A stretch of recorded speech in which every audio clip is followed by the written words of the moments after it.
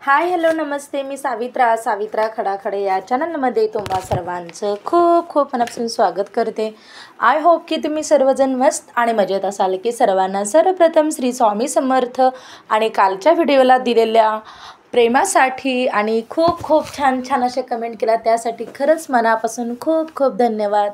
खरंच मला कधी कधी आश्चर्य वाटतं की अगदी कॉमन गोष्टी मी तुमच्याशी शेअर करते. अगदी छोट्या मोठ्या व्हिडिओमध्ये रेसिपी असतात, क्लिनिंगचे व्हिडिओ वगैरे असतात, काही गप्पा, काही प्रश्नांची उत्तर, काही तुम्ही मला शिकवता की काही मी तुम्हाला शिकवते. या गोष्टीतून ना एवढ्या साध्या सिंपल की रोजच्या जीवनातील ना किंवा रोजच्या दैनंदिन जीवनातील या गोष्टी करत असतात, तरी पण ना तुम्ही एवढ्या छान अशा आवडीने पाहता व्हिडिओ आणि छान अशा भरभरून प्रतिसाद देतात. त्यासाठी खरंच मनापासून खूप खूप थँक्यू. आणि आत्ता ना सकाळच्या 6:30 वाजलेले आहेत आणि आज संडे आहे, तरी पण मी उशिरा उठले नाही बरं का. संडे असेल तर उलटं मी लवकर उठते, कारण लवकर सगळी कामं वगैरे आटपून एडिटिंगचं वगैरे काम असतं ते करावंच लागतं.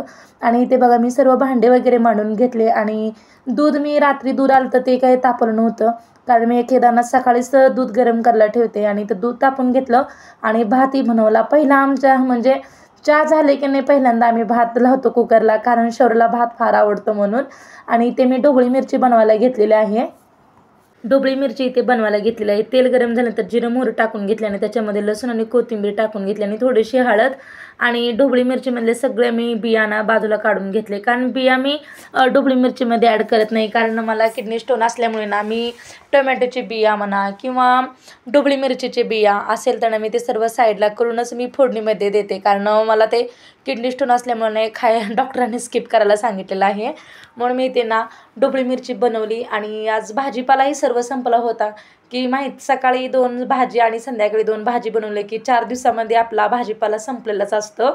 आणि मी काय केलं की ढोबळी मिरची बनवली आणि नंतर म्हटलं आता 2 बटाटे आहे तर बटाट्याची आमटी बनवून घेऊया, म्हणून मी त्यांना छानशी अशी ना बटाट्याची आमटी बनवून घेतलेला आहे.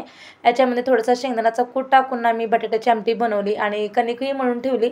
आणि पहिल्यांदा कणिक मळून ठेवायची म्हणजे लवकर कणिक भिजत नाही आहे, मग आपल्या भाज्या होईपर्यंत कणिक छानशी अशी मुरते आणि नंतर चपात्या बनवायला घेतलेल्या आहेत. तुम्ही म्हणसाल की ताई तुमचा तवा किती काळपट आहे, पण ह्या काळपट तव्यावरतीच ना खूप छान अशा चपात्या फुगतात आणि चपात्या लवकर असल्या भाजल्या जातात. ते जास्त मी स्पंजनेच घासते, पण कात्याने नाही घासत बरं का तवा. म्हणजे कात्याने जर घासलं ना पहिल्या दिवशी चपाती छान होणारच नाही, दुसऱ्या दिवशी मग परत स्पंजने घासलं ना खूप छान माझ्या अशा चपात्या फुगतात. तुम्ही पाहू शकताय. तुम्ही तर पाहताच मी शॉर्ट व्हिडिओमध्ये पण मी चपातीचे काही व्हिडिओ वगैरे अपलोड करत असते, तिथून तुम्ही पाहत असता. आणि तिथल्याही तुमच्या काही कमेंट्स मला खरंच खूप म्हणजे खूप असं आश्चर्य वाटते की सगळ्या ताई मला भरभरून प्रेम देत आहे आणि सर्व व्हिडिओ पाहत आहे. खरंच मनापासून खूप खूप थँक्यू. आणि ते मी रात्रीच्या चपात्या शिल्लक होत्या, की दररोज पोहे उपमास बनवते, मग आहो आणि शौर्य दोघेही खात नाहीत. मग मी आज काय केलं की त्यांना खाण्यासाठी काहीतरी म्हटलं की एक दिवस खाऊन बघा, म्हणून मी ते ना चपात्या रात्रीच्या चपात्या वाया जाऊ नये म्हणून मी चपातीचा चिवडा बनवायला घेतलेला आहे. काही भागामध्ये काय म्हणतात मला माहीत नाही, आमच्याकडे तर आम्ही ह्याला ना चपातीचा चिवडा म्हणतो. आणि चपाती ना बारीक करून मिक्सरला वाटून घेतली आणि तेल गरम झाल्यानंतर जिरं मोहरी टाकून घ्यायचं आणि कांदा आणि कढीपत्ता टाकून घेतलेला आहे. आणि याच्यामध्ये 1 टोमॅटो पण मी ॲड केला आणि भरपूर सारं कोथिंबीर ॲड केलेलं आहे. आणि याच्यामध्ये सर्व आपले बेसिक मसाले टाकलेले आहेत आणि थोडंसं मीठही टाकून घेतलं. मी याच्यामध्ये शेंगदाणे टाकलेले नाहीत, कारण शौर्यला शेंगदाणे ना आवडत नाहीत दाताखाली आलेले, पण आम्हाला सर्वांना आवडतं. मग आहोंना तर अजिबात आवडत नाही चपातीचा चिवडा. मग मी आज काय केलं की त्यांनी खायला पाहिजे म्हणून मी थोडंसं टेस्टी असं मी बनवलेलं आहे. आणि चला आता मी थोडासा मसाला वगैरे टाकून खूप छान असं बनवून घेतलं. आणि नंतर काय केलं की शेंगदाणा वगैरे भाजून घेते, कारण आत्ताची 7:45 वाजलेले आहेत, म्हणजे एक 1.5 तास तरी मला लागला बरं का सगळा स्वयंपाक, म्हणजे चहापासून ते सर्व स्वयंपाक शेंगदाणे वगैरे शेंगा भाजेपर्यंत. आणि ह्या वेळेस ना भुईमुगाच्या शेंगा म्हणजे जास्त आणल्याच नव्हत्या आणि हे ना आमच्या नंदूबाईने दिलेल्या आहेत भुईमुगाच्या शेंगा आणि मी भाजून घेतलेल्या आहेत, कारण खूप आवडतात आमच्या घरामध्ये भुईमुगाच्या शेंगा. आणि तुम्ही पाहिला असेल की आत्ता सकाळच्या फक्त 7:15 वाजलेले आहेत आणि मी 6:30ला म्हणजे किचनमध्ये होते आणि 7ला स्वयंपाकाला घातलं आणि बरोबर 7:15 म्हणजे जवळपास 1.25 तास तरी मला स्वयंपाकाला लागलेला आहे. कारण आज भुईमुगाच्या शेंगा भाजणं काहीतरी म्हणजे असं 2 भाज्या, चपाती आणि भात आणि तुळशीला पाणी, माझी सगळी ना म्हणजे 1.25 तासामध्ये माझी सगळी कामं आटोपतात. आणि आहो आत्ता आलेले आहेत आंघोळ करून. त्याला म्हटलं त्यांना की एकदा खाऊन बघा की आवडते की नाही सांगा म्हटलं. आणि त्यांनी खाऊन पाहिले बरं का, खूप छान आणि टेस्टी झालं. आणि बाबांनाही दिलं, मीही खाल्लं. आणि शोरला आवडत नाही म्हणून मी त्याच्यासाठी शेंगदाणे ठेवलेले आहेत खायला. त्याला आवडत नाही बरं का चपातीचा चिवडा, त्याला फक्त पोहे आवडतं. पण मॅगी पण मी जास्त बनवत नाही बरं का, कधीतरीच मॅगी असते शौर्यासाठी. आणि नंतर ना मी मग बाजारला जाऊन आणले, किराणा बाजार भरण्यासाठी. कारण महिन्याचा किराणा बाजार आम्ही 2 किंवा 3 तारखेला भरतच असतो. आणि ते मी बघा किराणा बाजार आणल्यानंतर ना ते सर्व आता मी पोत्यातून किंवा पिशवीतून मी सर्व काढून घेते आणि तुम्हाला दाखवते की हे आहे सुप्रीम तेल वगैरे. याच्या आधी पण आम्ही किराणाचा बाजार तुमच्याशी शेअर केला आहे बघा. आणि तर आज तोच व्हिडिओ असणार आहे, तर त्यासाठी व्हिडिओ कंटिन्यू करा. जर व्हिडिओ आवडत असेल तर नक्की व्हिडिओला लाईक करा आणि चॅनलला सबस्क्राईब करायला विसरू नका. तर व्हिडिओ कसा वाटला ते पण नक्की कमेंट बॉक्समध्ये सांगा.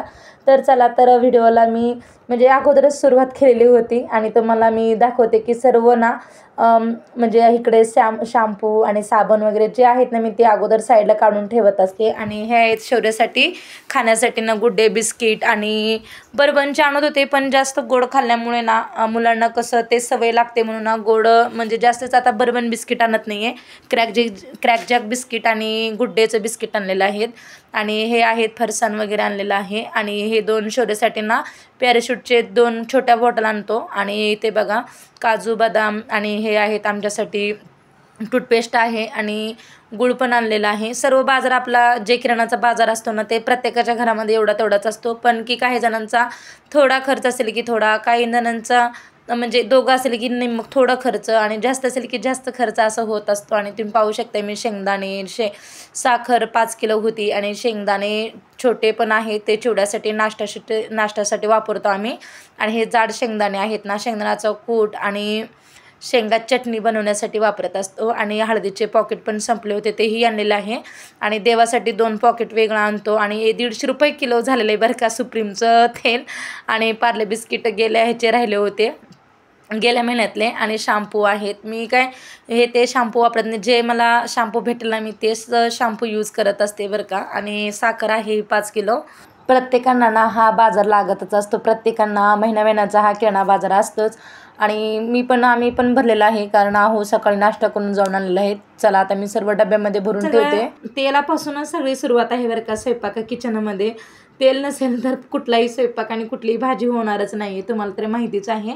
आणि गेल्याच बघा श्रावणामध्ये श्रावण चालू व्हायलाच भांडी वगैरे सर्व घासून घेतले होते.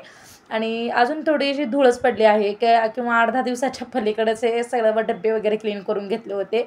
आणि वरच्या टोपणाला धूळ बाहेरून येतच असते बरं का, विंडोज वगैरे आपण ओपन करत असतो. आणि आता मी सर्व ना शौर्याचा खाऊ बिस्किटं वगैरे आम्ही जास्तीचं काही खाऊ बाहेरचं आणत नाही आहे, घरीच बनवत असते मी.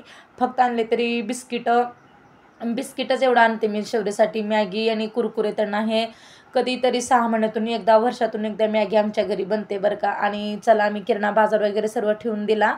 आणि आज संडे आहे तरी मला काही सुट्टी नाही बरं का बाबांनो. मला अजिबात सुट्टी नाही आहे. मला जॉबच्या कामाला सुट्टी आहे माझ्या कामाला, पण ह्या घरातल्या कामाला अजिबात सुट्टी नाही. आणि तुम्हाला तर माहितीच आहे की मी 15 दिवसातून एकदा मी घरी साय काढलेली असते ना, त्याच्यापासून लोणी बनवून तूप कडवत असते. आणि ते मी रात्रीच ना विरजण वगैरे लावून घेतलं होतं. आणि आता मी मिक्सरला लावून घेते, कारण आता ढगाळ वातावरण आहे, याच्यामुळे ना आपली लोणी घट्टसर गोळा निघत नाही. तुम्हाला तर माहीतच आहे, थोडंसं ऊन असेल की नाही छानसा असा गोळा तयार होतो बरं का या लोणीचा.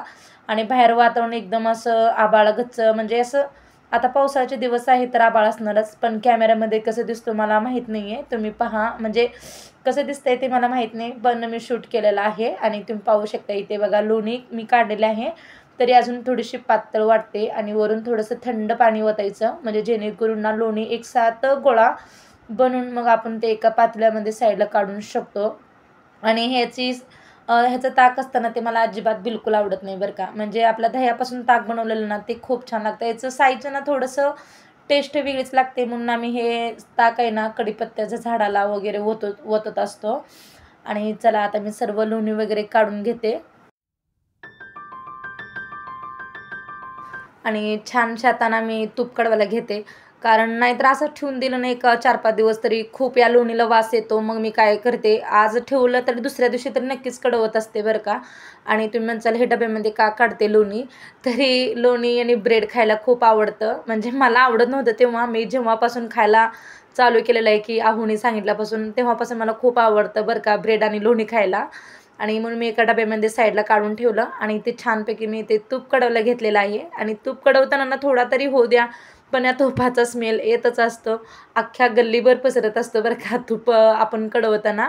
आणि एक 10 मिनटामध्ये किंवा 15 मिनटामध्ये तूप कढवून होतं, पण कसं फास्ट गॅस ठेवल्यामुळे ना तूप असं ते पातेलं करपलं जातं आणि तूप छान कढवलं जात नाही आहे. म्हणून मी बारीक गॅसवरती ना तूप कढवत असते नेहमी. आणि जास्त करून आपण खोलगट भांडं घ्यायचं, म्हणजे जेणेकरून उतू जाणार नाही तूप आपण कढवताना.